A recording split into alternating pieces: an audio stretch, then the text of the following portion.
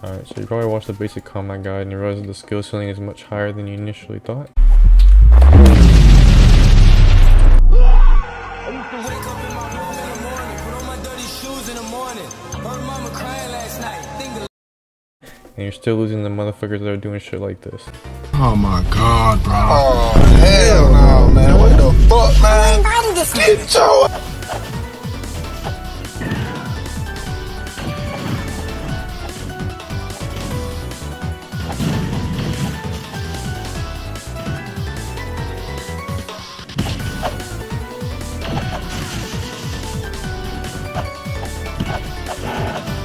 Well, in this video I'm going to be going over some of the more niche tips and tricks that are going to help you deal with some of these more try-hard PvP demons that are running around in the game. Alright, so the first thing we're going to be going over is fake M1ing into PBs. This is a really good way to trick your opponent into bidding out their M1s and getting free PBs. Fodder is going to explain more in depth how you can apply this into situations. So specifically in laggy servers, you're not going to react to people's M1s when they dash. So a good way to land PBs, even in laggy servers, is to make them want to M1 you, even in any situation. So a good example again would be to fake M1 in PB, because it makes your opponent think that you are vulnerable, so they want to M1 you back, and then you block.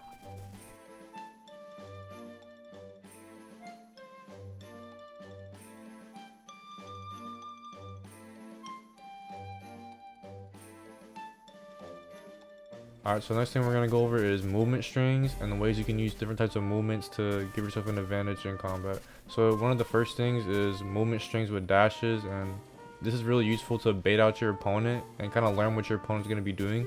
So you can come up to your opponent and do like a dash in and dash back in, and then this will allow you to bait out their block or bait out their M1s. And a lot of the time people, if they're better at the game, they'll try and PB you when you're coming in.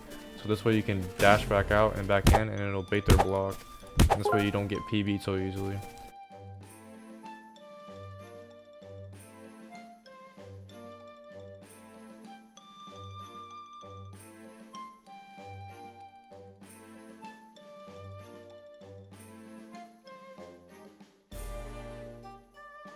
Fodder's gonna explain some movement strings with heavy so you can land them more frequently.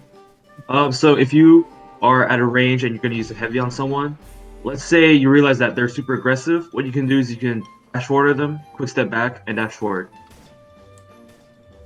Try to bait something out. Another thing would be if you want to try another fake, you can dash forward into a double jump, and then quick step at them later.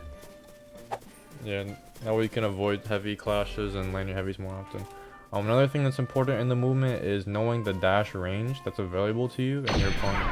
So if we're at this distance, I'm able to know that I'm able to dash and then quick step in and land the heavy.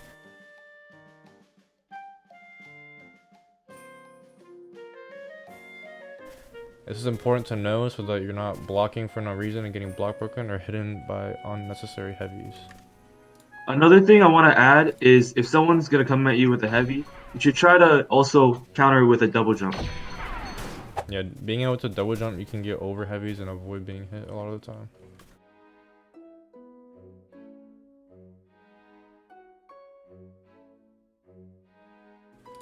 Alright, so this next tip is probably the most important tip in the game, and I want to start this off by just saying that many people, and new players especially, they just throw out these easily PBable skills. Like, they're just, the wind-up's insane and stuff like that, especially with Tonto Throw and Hurricane. They're really easy to PB if you just throw them out blindly with no sort of feinting. And this is why I'm going to introduce heavy feinting. This is probably the most broken tip that I'm going to be showing in this video. And it's where you start with a heavy attack, and heavy attacks are not guardable. So you're going to keep your opponent off their guard most of the time. And this is when you can throw in those easily PBable skills and mix up. And throw in like hurricanes, and for example, Fire's going to show a Tonto attack as well. And it's really hard to PB this because you're kind of on guard and you don't know if you want to block the heavy and get block broken or read the feint and go for the PB on the Tonto.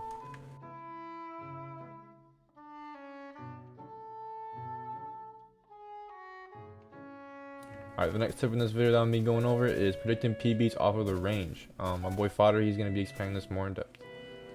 So let's say you're fighting a Tonto user who has a bunch of far range abilities, and you are a Kenjutsu or Taijutsu user. uses a bunch of close range abilities. What you can do in order to predict PBs off of range is to understand that I have a bunch of far range moves, or your opponent. So let's say, for example, Greg here is going to miss his smash in order to bait out a Tonto throw. So that right there is an example of how he used my range against me. This can be applied to not only to the base classes, but also classes such as Samurai, Illusionist, who has a bunch of far range skills, Monk, as well as Shinobi. You can also include magic in this as well. Another thing to mention about predicting PBs off of the range is understanding your opponent's kit and some of the tendencies that they're going to make in a fight. So essentially, if your opponent, for example, is an illusionist or has samurai class, which samurais will, these moves have essentially no wind up, but they are able to hit you from a good amount of distance. If you're able to understand that, like for example, your opponent's backing up, that they may use switch or linger, and it's a good chance to preemptively block, and you can actually land PBs and punish your opponent for this. Put some examples on screen here just so you guys understand what I'm talking about.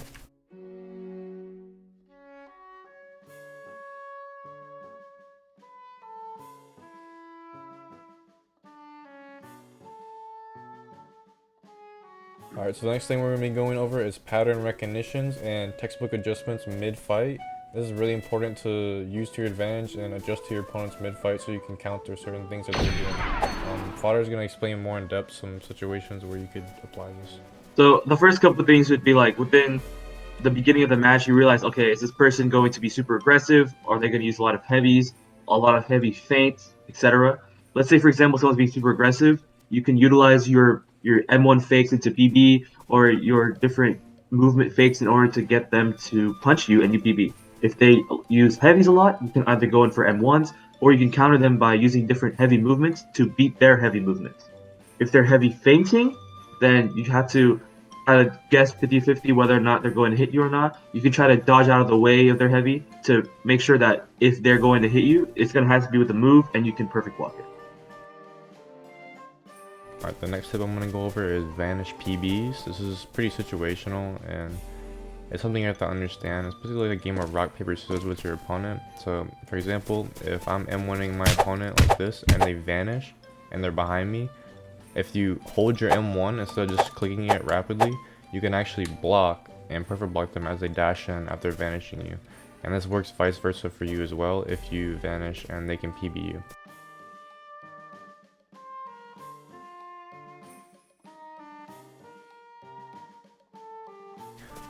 Some counters to this are vanishing block breaks, where you charge up your heavy attack and vanish and then come in to block break people that are doing this vanishing PB technique.